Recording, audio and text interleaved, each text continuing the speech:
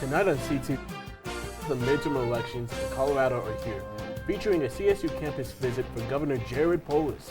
Then take a deep dive into off-campus and affordable housing, as well as the skateboarding culture of CSU. All this and more tonight on CTV.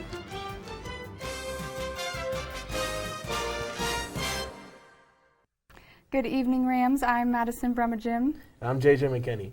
Thank you for joining us tonight. An extremely contagious illness is skyrocketing across Larimer County, and no, it's not COVID-19 or the flu.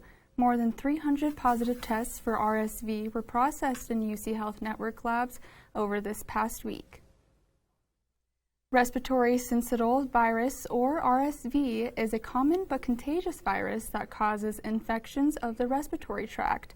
RSV is the leading cause of hospitalizations in infants, and hospitalizations across the state have increased. Dr. Brian Money, a pediatric hospitalist with Banner Health, said a surge of this illness has taken over pediatric rooms in Larimer County for the past 3 weeks. Although symptoms include a cough, fever, or difficulty breathing, RSV is rarely fatal. RSV does not impact the little ones, the most, especially those under a year old, but adults can also get RSV and pass it on. Colorado residents may get ticked off after a new research study from CSU finds that ticks have spread all over the state, carrying infectious diseases. The study, funded by the Bay Area Lyme Foundation, found that Rocky Mountain ticks and American dog ticks are present in 16 counties in Colorado. The ticks, that are known to travel on both humans and dogs, were not previously attracted to these communities by the CDC. These ticks are capable of carrying diseases like Rocky Mountain spotted fever, Colorado tick fever, and tick-borne paralysis. The study consisted of multiple universities, including Northern Arizona University and the Translational Geometrics Institute. Researchers came together to track these ticks and their movement habits in hopes to find a solution to this problem that could be thought of soon. Diabetes is the 7th leading cause of death in the United States. With November being National Diabetes Awareness Month, certain individuals share their experiences in regard to this disease. My total was like $448. Diagnosed with diabetes at age 9, started off as just a normal sickness. I had a blood sugar of over 600. Next thing I know, I was being life flighted to our nearest hospital. Went into diabetic ketoacidosis coma, also known as DKA, for 3 or 4 days before I really woke up and realized what was going on. 11.3% of the United States population has diabetes, but there are 2 types of this disease. Type 1 is a genetic condition that often shows up early in life, and type 2 is mainly lifestyle related and develops over time. A normal person, their pancreas produces their insulin. In my case, being type 1 diabetic, my pancreas produces no insulin at all. With type 2, the body is unable to make enough insulin, or the insulin it does make doesn't work properly. Diabetes overall is a very manageable disease if you learn to just take care of yourself and watch what you ingest into your body. Although diabetes can be managed, it is still the 7th leading cause of death in the U.S. When it comes down to it, my mom died because she did not manage her diabetes. Over time, it turned into type 2 diabetes. It was really hard for my whole family because we were like, you have to take care of yourself. You are going to die if you don't start taking this more seriously. I know for a while she had trouble getting enough insulin purely because of how much it costs. So I think there was a lack of, knowledge on our part and also on hers. It's the I'll be fine kind of attitude. There was a lot more that we maybe could have known and could have done. Although the number of adults with diabetes has doubled over the past 20 years, 23% of adults with this illness are still undiagnosed. Citizens across Colorado and the country head to the polls on election night. Voters who were unable to mail in their ballots had the opportunity to show up to the election polls here, where Larimer County citizens and beyond were able to register to vote, receive their ballot, and fill out their sheet at the voting stations.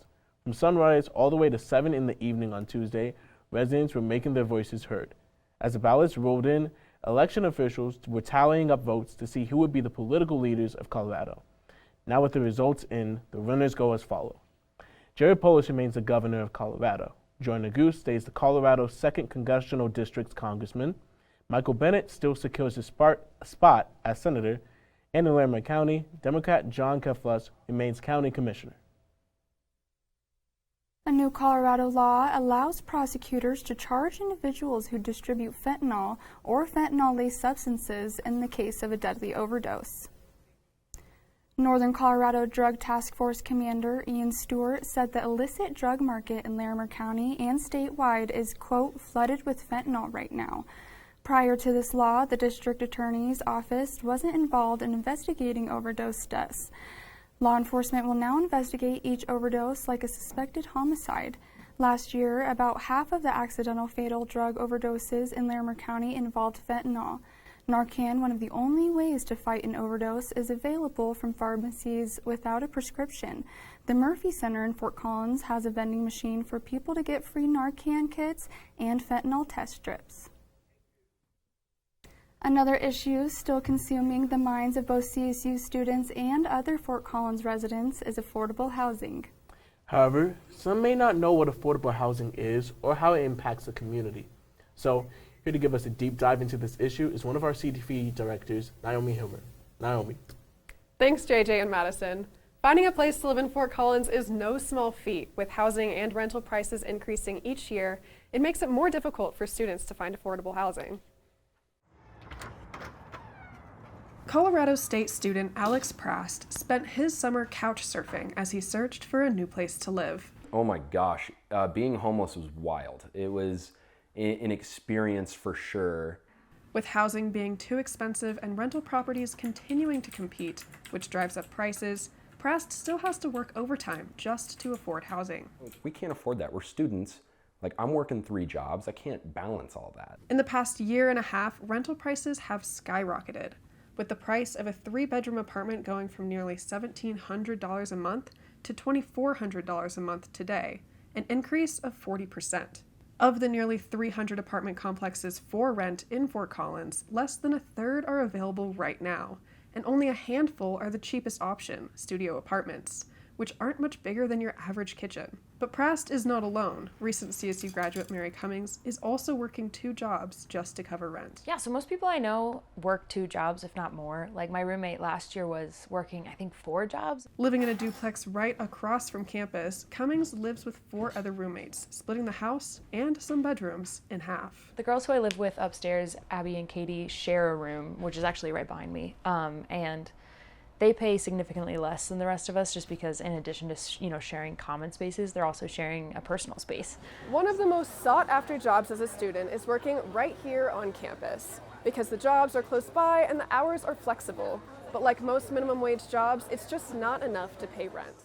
At the College of Business IT program, Adam Mader pays his hourly students as much as he can at $15 an hour, but he knows that they're students first. There are studies that show if they do work 40 hours a week, their studies begin to suffer, which go figure. Richard Feller is one of the few Fort Collins landlords who rents his properties below market value. Nobody making $15 an hour can afford to live in this town, regardless of age. It just seems like the greed issue is a concern, and also how do we treat people the way we want to be treated? Experts say you should spend no more than 30% of your paycheck on rent. I think I pay 90% of my income on rent. And when it comes to budgeting, the first thing to go may be surprising. I think the biggest thing is food. I usually just go to Walmart or King Soopers, and it's still super expensive. We all know it's better in other places, but we want it to be better here. Finding a place to live in Fort Collins can be daunting, but CSU and the City of Fort Collins have some resources to help students, such as CSU's Off-Campus Life and Fort Collins Housing Catalyst. Those are some great resources, Naomi. How else might students find a place to live in Fort Collins? Well, there are a few things that students can do while looking for a place that can benefit them. After speaking with a local landlord, he let me in on some tips to use while applying. The main points being, ask questions to your renter if what they do and do not include into rent, and maybe have a letter of recommendation from a previous renter or even one of your parents. It's also important to have a good relationship with your landlord, almost like a business relationship where you're both benefiting. And when it comes to student spending, consider the 50-20-30 rule, which is a little bit different than the 30% rule where you spend 50% of your income on rent and essential spending, 20% on savings, and 30% on anything else you want to buy. That's amazing. Thank you very much, Naomi. Thank you for having me. With that, we're going to take a short break. Afterwards, Tiara Johnson will join us to provide the weather rundown for the rest of the week. Stay tuned.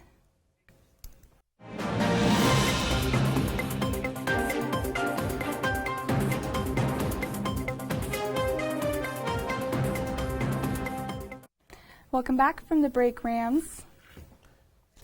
One thing that I'm sure was on everyone's mind this past week was the midterm elections. With these races determining who keeps control of the U.S. Senate and the House of Representatives, citizens vote on key issues. Candidates across the country encouraged everyone to vote as well, and Colorado was no exception, as Governor Jared Polis, Senator Michael Bennet, and Congressman Joe Neguse made a surprise visit to campus to talk to CSU students.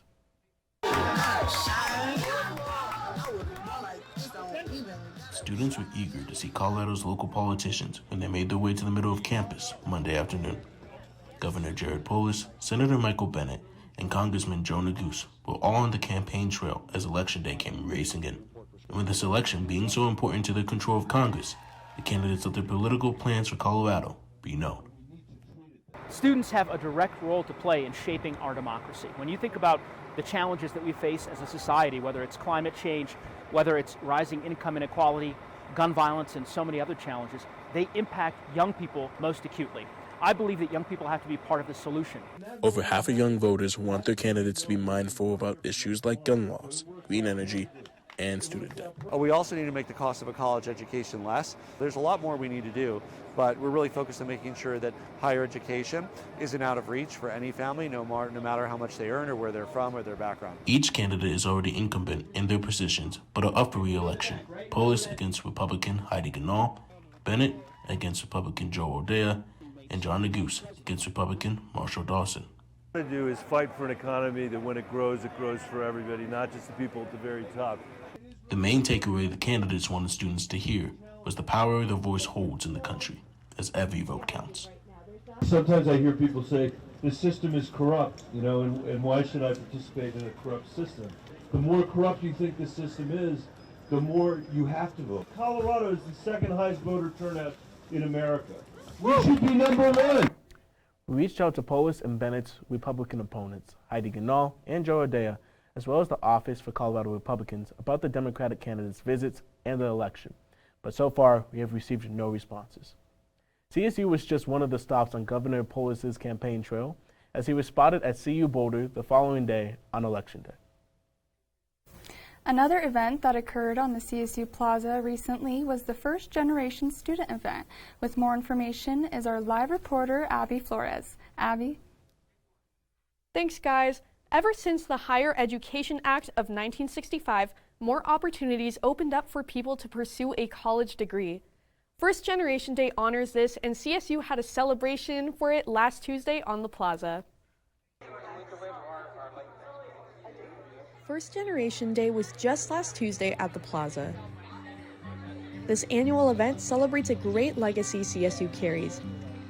Everyone has a story to tell, so I decided to get a closer look. Being first gen is super important, especially here at CSU, and especially for our first gen student population, which is a lot.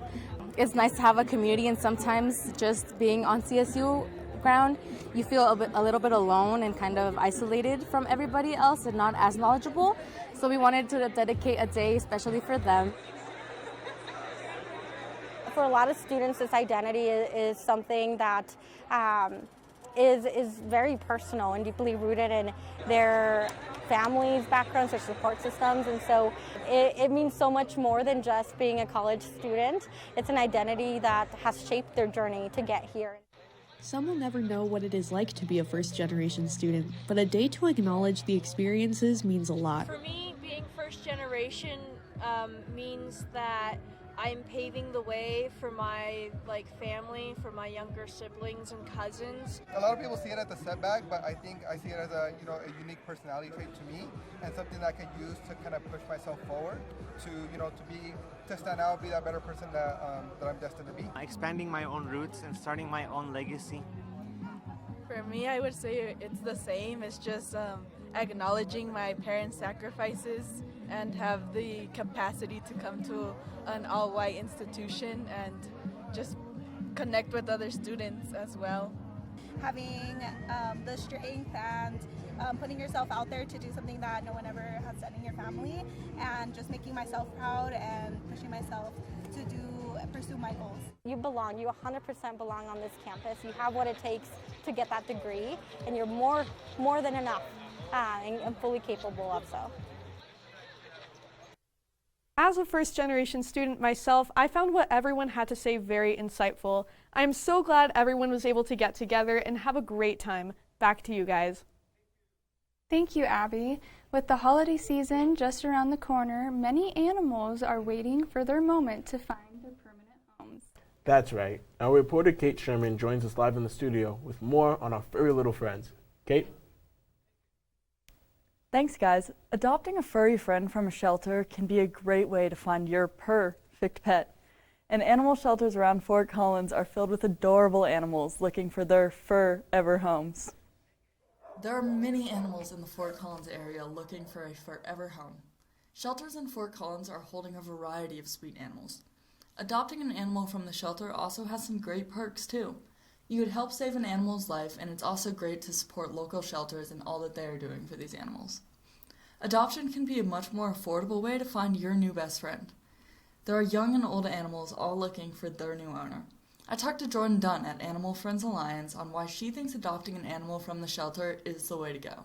Adoption is always an amazing choice because there are so many animals across the country, millions every year that go into shelters and never come out. In Colorado, we're really very fortunate. We have such an amazing bond with pets here, cats and dogs. It's really a great place to be a pet, but in other parts of the country, pet overpopulation is such a critical issue that friendly adoptable animals are euthanized every day just because of overcrowding.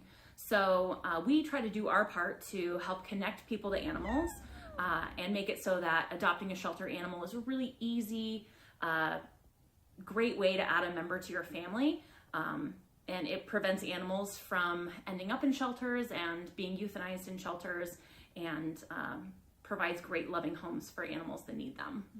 There are some great animal shelters around town, which include Animal Friends Alliance, All Aboard Animal Rescue, and the Larimer County Humane Society. Each of these organizations are so easy to go to and meet all the animals. I had so much fun going to these animal shelters and learning about all of the amazing furry friends. Remember that adoption could be a great way to find your new pet. Wow, that was cute. If you're in need of some furry companionship, make sure to stop by one of these wonderful shelters this National Adoption Month. Back to you guys. Thanks, Kate. I just love animals so much. Like, I have a dog at home, too, and I was able to see him this weekend, and it just brought me so much joy. What kind of dog? He's a pit bull, and I know people think they're really, like, aggressive, but now they're, like, soft animals, and he constantly needs affection because he's very needy. Yeah, my best friend has a pit bull. His name is Max. He loves me, and I just can't wait till I have a puppy of my own, Of course, honestly. So lovely animals. And the CSU's campus has many diverse cultures, groups, and individuals. One group that is very prominent on many university campuses is skateboarding. That's right. And here to tell us more about this culture is feature reporter Zoe Hayman. Take it away, Zoe. Thanks, guys. Skateboarding has come a long way in the past 50 years. What people used to see as an activity for delinquents is now an Olympic sport. Here at CSU, the skateboarding culture is alive and well, and I had the opportunity to drop in and see what all the hype is about. Hey guys, it's Zoe Hayman here, and I'm at Northside DIY Skate Park to talk about the CSU Skateboarding Committee with sponsored skateboarder Lucy Heller. My name is Lucy Heller. I'm a sophomore at CSU, and I've been skating for 8 years. Going to CSU has really improved my skateboarding because I learned how to skate in high elevation after living in Chicago. And also, like, the environment is so different. It's so sunny. I could skate like all year round and not freeze to death. The environment change only motivates her to skate every day. My favorite part about skateboarding is the feeling when you land a new trick and just like those huge sessions where you're with a bunch of people and everyone is just like smiling. and hyping each other up. For every trick Lucy lands, there's about twice as many falls. But what's important is every time she falls, she gets back up again. All around at CSU, everyone who skates, the skate community here is like insane. Everyone is so nice. It's like so welcoming, and I just love it. And the rise of girl skateboarding is like growing so much, and the more girls become confident in skating, the more it will continue to grow. It was so awesome to see how women's skating is on the rise and how Lucy is making a name for herself here at CSU and in the skate world. Back to you guys.